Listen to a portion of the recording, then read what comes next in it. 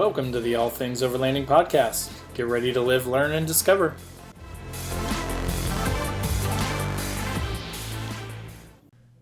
Hey everybody, welcome to All Things Overlanding Season 1, Episode 6. On today's episode, you're going to be really excited because we're talking about taking an overlanding trip on a budget.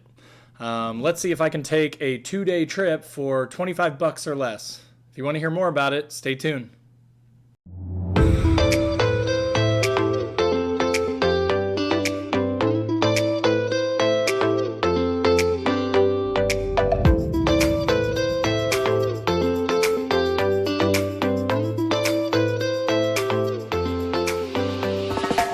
Alright guys, so as I mentioned, today's topic for the podcast/vlog is overlanding on a budget. A lot of people often ask me questions, hey, I'm just getting started. I don't have a ton of gear yet. I don't really know, how much an overlanding trip should cost me. I see a lot of people on like Facebook groups and in forums asking a lot of questions like, what's the first gear I should buy? What should I go get before I take my first trip? That kind of thing. So what I wanted to do on today's podcast/vlog is talk a little bit about how cheaply you can get out and explore your environment, check out cool new trails, national forests, things like that around you.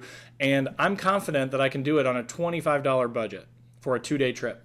So that being said, a couple things that we've got to take into account. I'm making some assumptions here, right? So I'm assuming you have a vehicle, right? Something that's pretty capable that can get you to where you want to go. Again, whether it's a car, a truck, an SUV, it doesn't matter. If you have something that is reliable and safe that you can take out to go explore. So that's assumption number one. Assumption number two, I'm not including gas. Because that's kind of a crazy one that could be, you could be going 20 miles away or you could be going 200 miles away. It depends on where you live, what your goal is, and where you're trying to go. For your first trip, obviously, with it being a little bit of a new thing for you, let's say, if this is your first trip going out and overlanding, I would recommend not going too far. Like, don't pick 3 states away, an 8-hour drive to go on your first trip. Make sure that your vehicle is reliable. Make sure that you're confident in your driving skills. Make sure that you understand what you need to pack to make it on that trip. So for your first one, just get out there and try something, because I guarantee you, even if you go 20 minutes away to a state park or something like that, you're still going to learn a ton in that 1 or 2 day trip. And if something goes wrong and your vehicle breaks down, then you're not stranded out in the middle of nowhere with an expensive tow bill or, calling up friends with trailers trying to get them to come and pick you up, that sort of thing. So for your first trip, just kind of keep it close. But regardless of where the trip is, I'm assuming that, the gas is not going to be included in this $25 because it's so variable. So that's kind of assumption number 2. Assumption number 3, I am assuming that you have some sort of accommodation. So whether you're sleeping in your vehicle, whether you've got a hammock, whether you have a tent, maybe a cot or a ground pad, you have something like that. Again, it doesn't have to be fancy. You could literally have a $3 tarp from Harbor Freight, for example, and a sleeping bag and another tarp to lay on the ground. You could do that. I wouldn't recommend it. It wouldn't be very comfortable, but you can totally do it. So that's assumption number 3. You have some sort of thing that you can use to sleep. So now we've taken those out of the equation, right? So you've got a tent, you've got a vehicle, and we're not including gas in the price. So the goal here is to do this in $25 or less, right? So some things to think about when you're thinking about that first trip. You're going to need food. If you're like me, you're going to need beer. That's an important component of any overlanding trip, in my opinion, especially if I'm going by myself. I'm going to bring some beer. So I'm including that in my calculations here. You're going to need some ice for your cooler to keep your food and your beer cold, right? So that's the third thing that you're going to need. Water is an important thing as well. So you're going to need some water. And I'll talk about that a little bit more here in a minute as far as how you can get that budget minded. You're going to need a cooler. So I guess that's another thing that I'm assuming you have is some sort of a cooler, or you could, for a few bucks buy one of those styrofoam ones. They're not very good. They're not going to hold ice very well. But again, you don't have to have a fancy, $400 RTIC cooler or anything like that. You don't have to have a Yeti. You don't have to have anything like that. My cooler that I'm going to take on a 4-day trip that I'm going on in August is a $60 Coleman Extreme cooler. It's not expensive. But that's gear, right? Like that's not for the trip. So again, I'm assuming that you have a cooler of some sort. Even if it's a 50-year-old Coleman that your parents gave you or something like that, you're going to need a cooler. But you don't need to go spend $1 million on it. Just get what you can. Toilet paper. That's another thing. That's, again, most of the things I'm going to be talking about in this video are things you can just find around your house. So I'm not including them in the budget. So grab some toilet paper. Don't forget that. It's important. Trust me, it'll ruin your trip. And then the other things that we have to think about are fire starting. But again, to keep the costs down and make it so that we don't have to spend a bunch of money and go buy a bunch of fancy gear or, flints, or we don't need all that stuff, right? If you just got a lighter laying around your house that you use to start your grill or that you use to start your fire pit or, whatever the case may be, you've probably got a lighter sitting somewhere around. Or if you're a smoker, you've got a lighter, right? So grab a lighter and then grab as much, just sort of junk mail, newspaper, things like that as you can. That will work perfectly fine for your first trip to start a fire. So those are kind of the things we have to think about. Again, you could go kind of crazy. You could go out and buy a bunch of gear to take care of those things to start a fire. You could get wet wipes and all kinds of stuff in lieu of toilet paper, but most of the stuff should be around your house. So trying to keep costs down, just try and find stuff around your house. So that being said, now we're starting to plan for our trip. So planning for the trip, what I'm thinking about is, again, I'm trying to be budget minded here. So don't think that you have to get these exact same things. You can replicate this if you want. But what I would recommend is, think about the things that you like and think about ways that you can maybe save on certain things. So again, if you're not a beer drinker, you don't care about taking any beer with you, right there, that saves you about $10 off of what I'm calculating for my budget. I can get a 6-pack for $10. I could split it and have a few each night, have a perfectly good time. But it is eating up about 2/5 of my budget just right there on the beer. So if you're not a beer drinker and you'd rather have, some steak or something for dinner, go nuts. Go get a steak and you can change this budget around. So, but here's my budget. Here's what I'm kind of going with. So if you've ever been to the local grocery store and you've seen, kids have Lunchables, right? So usually they're about $1 or $2, depending on how fancy they are, if they have a drink or not. There are these things that I call adult Lunchables. They're from a company called Hillshire. I'm sure we've all heard of them before, probably. At least in my area, I've seen stuff that they sell. They have these adult Lunchables that are sort of like fancy Lunchables. They come with little like toasted pieces of bread instead of crappy, soggy crackers. The one that I like the most has pepperoni and then some white cheddar with it. They're delicious. They're actually really good. They have a good amount of calories in them. I think they're about 330 calories for the pepperoni one. But they're easy. They're self-contained. They're sealed. They're plastic, so you could put them in your cooler. They won't get ruined by the water from the ice. And they're usually about 2 for $5 or $2.50 or $3 a piece. So I'm counting on them being $2.50. And so that's item number 1. Hillshire Adult Lunchable, $2.50. Okay, so that's thing number 1. The next thing, as I kind of already alluded to, for me, I need beer on a trip. So looking at just a good 6-pack of beer, I'm kind of in my old age becoming a beer snob. You could get a lot more Bud Light or Miller Lite or Coors Light or something like that if you like that kind of beer. And no offense if you do. Awesome. Good for you. I used to love it all the time. I drank Keystone like it was water when I was in college, believe me.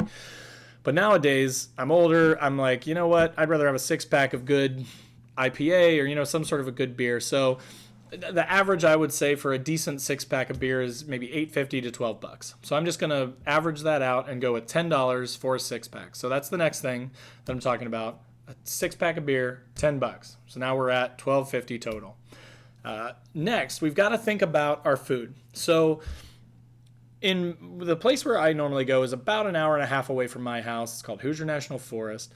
On my way, I have kind of a tradition that I've established for myself now. There is an A&W restaurant that they have chili cheese dogs, chili cheese fries, all the chili, all the cheese on all the food. So I generally, on my way down, so let's assume that we're leaving on a Friday. Leaving Friday afternoon or Friday evening and heading down. I'm going an hour and a half, so I'll be there by about dinner time. I'm going to assume that I'm going to just stop for the sake of ease. I don't have to take all this extra food with me. I'm going to stop off on my way down to the forest to stop at A&W. So I'm assuming $6 more there, which puts us at $18.50. So I'm going to stop at A&W. I'm going to get chili cheese dog, chili cheese fries, maybe a Coke. That's going to take care of my food for dinner night number 1, which is Friday. So that's dinner 1. So then obviously you have to have breakfast for Saturday morning, and you wouldn't have to for Sunday, but I'm trying to include it in the budget, so I'm including breakfast for Saturday and Sunday, so 2 breakfasts. What I like to do for those is, if you've ever seen those little cherry pies or apple pies, they have all these different kinds of little pies. They're terrible for you. They're full of sugar, but they're delicious and they're easy. You don't have to refrigerate them. You can pop one open, eat it. It's delicious, especially when you're out in the middle of nowhere. Everything tastes good. So I'm counting on 2 of those. So that's $2 more because they're $1 a piece. So that brings us up to $20.50, right? I think we're at $20.50 right now. So then we've got to think about dinner for Saturday night. So that's our next thing that we have to think about is dinner. For that dinner, what I'm doing to be budget minded is I'm going to count on doing a container of ramen, and I'm rounding that way up and going with $1 for that. So a thing of ramen. I like shrimp. Beef is good. Chicken's good. They're all good for what they are, right? But I'm thinking of doing a shrimp ramen instant meal. All I have to do is bring one of my pots, boil some water, drop it in there, boil it up, drain the water out, put the seasoning in, you're done. You're good. And then in addition to that, I'm going to do some instant mashed potatoes. So nothing fancy. It doesn't have to be a mountain house. I don't have to spend $1 million on it. You can just go to the grocery store, get one of those little packets of like Idaho potatoes or, whatever the Kroger brand or Marsh brand or whatever the grocery store is, Publix if you're down south. Just get it's about $1. You get a bag of the instant potatoes. You mix them with some water. If you're really fancy, you could bring a little thing of butter if you want, but you don't have to. You boil water, you pour the stuff in, you mix it up. You've got mashed potatoes and you've got noodles. So then I've got noodles and mashed potatoes. I just put them, what I do is I take the pan or the pot and I make my mashed potatoes. I make my noodles at the same time. I have a double burner Coleman stove. I'll link to it below. But I have a double burner Coleman stove. I got both of them running at the same time. I make my mashed potatoes. I make my ramen. I take my ramen. I dump it on top of the mashed potatoes. Stir it all up. Boom. A delicious dinner, $2. So that puts us at $2 more for that. And then the last thing that you have to think about, which actually is one of the first things, but the last thing that I'm going to add to this budget is you need a big bag of ice. So I'm counting $2.50 for that, which should get us to right about $25. So let's run through that list one more time. So basically, for a 2-day overlanding trip, $25 is my budget for everything, not including my tent, my gas, the stuff that I should already have. I'm going to buy a bag of ice to start, $2.50. Then, from there, I'm going to buy some beer, 6-pack, $10. Then from there, I'm going to buy at the same place, the grocery store, I'm going to buy my dinner for the second night, which is ramen and instant mashed potatoes, $2 more. I'm going to buy my breakfast cherry pies, which takes care of Saturday and Sunday mornings, $2 more. And then on my way down, I'm going to stop and I'm just going to pick up some fast food, about $6. That brings us to a total of about $25. So as you can see there, this is just meant to be sort of a discussion to show you that, again, you don't have to go out and buy a ton of gear. You don't have to spend a ton and, get the scuttle and get steaks and shrimp and noodles and all this stuff. You don't have to do that. You can. And there's nothing wrong with that either. Some trips that's great. But if you just want to get started and you want to get out there and see if you like it and see how you do with bugs and sleeping outside and exploring and how much fun it is to sort of check out different things in, your local national forest or state park, just go cheap. So we've covered the food, we've covered the beer, we've covered the ice, we've got all of our budget taken care of for what we're going to do for food. Other things that you're going to need. We talked through them a little bit at the beginning. Now I'm going to go through them in a little bit more detail. You're going to need some sort of a water jug. You definitely don't want to get, stuck out somewhere in the wilderness with no sort of water. I personally have a 5-gallon Coleman water jug that's reusable. I just fill it up every time, take it with me. I usually don't even fill it up, maybe halfway, just bring a couple gallons with me, especially if it's just a 2-day trip. I use that. That thing costs about $20. So again, you don't have to buy that gear. You can take an old milk bottle, wash it out, fill it up with water. You can buy a gallon of water for maybe, $1 or $2 at a Walmart or a grocery store, things like that, and you can just bring it with you already filled with water. So use what you got. If you want to be extremely budget-minded, just take something that you've already got laying around your house, take a couple of big water bottles and fill them up, and then there you've got your water. Again, the cooler. I'm assuming that you have some sort of a cooler or something laying around your house already. Regardless of how good it is, if you're just out there for 2 days, you'll probably be fine if you fill it up with a bunch of ice. So, just use what you can and then go on the trip. don't let that hold you back. Don't feel like you have to spend $1 million to get a fancy cooler. Just use what you've got, go out there, and then you'll see, like, wow, okay, this old Coleman that I've got or whatever, it held ice pretty well for a day and a half, and then by the end of the second day, things were starting to warm up, my ice was all melted, that kind of sucks. Then you can say, I'm going to take a bunch of 2-day trips. That's going to be the most of what I'm going to do. I'm going to leave work on Friday. I'm going to go to my place. I'm going to camp out Friday night, spend all day there Saturday, camp out Saturday night, and then leave Sunday morning. If that's your MO, if that's what you're going to be doing, then maybe it is a worthwhile upgrade for you to purchase a nicer cooler that's going to hold ice longer. I'll put a tag up here for a couple of the coolers that I've reviewed in the past. The Titan one is a little bit shorter term. It probably won't last 2 days. The F40 C4 TMP will last the 2 days. However, I recently, and I'm going to be releasing an update video, one of the T-handles that lock it down snapped. So something to consider. It's an inexpensive cooler, but if the quality's not as good and it's going to break, maybe not worth it. But something like that. So if you can find a cooler like that, I'm going to be checking out more here soon. And as soon as I do, I will definitely post up about those as well to give you guys a heads up on, hey, this one's a good one, this one's not. But so a cooler may be a good place to invest some money. Toilet paper, you got to have that. You should have it laying around the house. Again, you could dive deeper into this as well. I have a 5-gallon bucket. I have a little toilet seat that fits on top of the bucket. That's my go-to. I even bought a tent that's like a tall, sort of small. It's intended to be like a portable toilet tent. So basically it kind of gives you about the room of a porta john or whatever you want to call them. But you have a tent that goes around that, so you have some privacy. So you can spend as much or as little as you want on that sort of stuff. You can lean on a tree and do it for free. Or you can spend $30 on the tent thing. You can spend, a few bucks at Lowe's on a bucket. You can spend $20 on the seat. You can spend as much or as little as you want on that. It's all about your comfort and what you want to do. But to get started, just get out there, take some toilet paper. You'll be fine. You'll survive, I promise. And then as far as fire starting goes, again, this is something that a lot of people get really into. Personally, I'm not a huge fire crafter. I don't, bring out ferro rods and try and, strike up my own fire. I have been interested in it, and I have built some tinder kits. So you can look for some videos. There's some on YouTube of people taking dryer lint from their dryer and mixing it with wax, and there's all these different, techniques that you can do.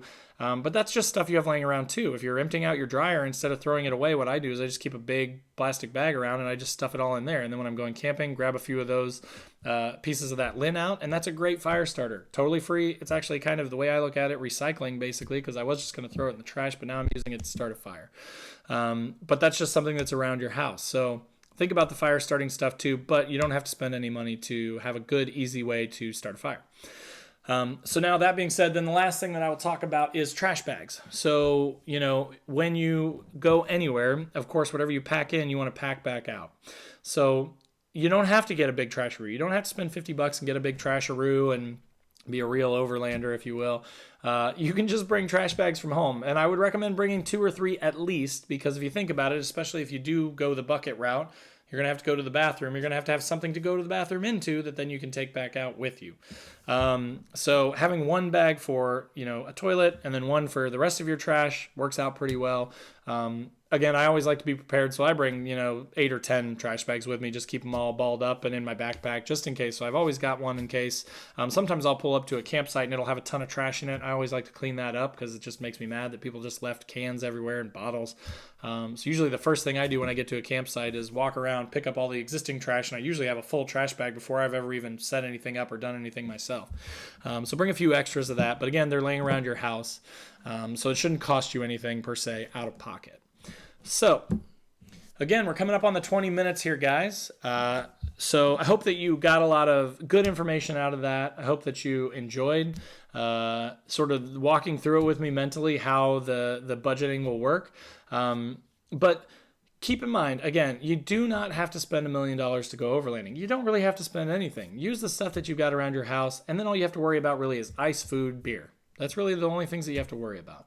So I hope that kind of gives you guys some ideas. I hope that frees you up to realize that you don't have to spend $1 million when you're going to go out and go overlanding. If you enjoyed the episode, and I hope you did, please feel free to, on the YouTube video, like the video below, throw up a comment, throw up an idea for something that you'd like to hear about on the next episode. Same with the podcast. If you like the podcast, feel free to go to allthingsoverlanding.com. On there are the links to all the different social channels, to YouTube. If that just makes it easier for you to go and find places to subscribe. I'm on Instagram. I'm on Facebook.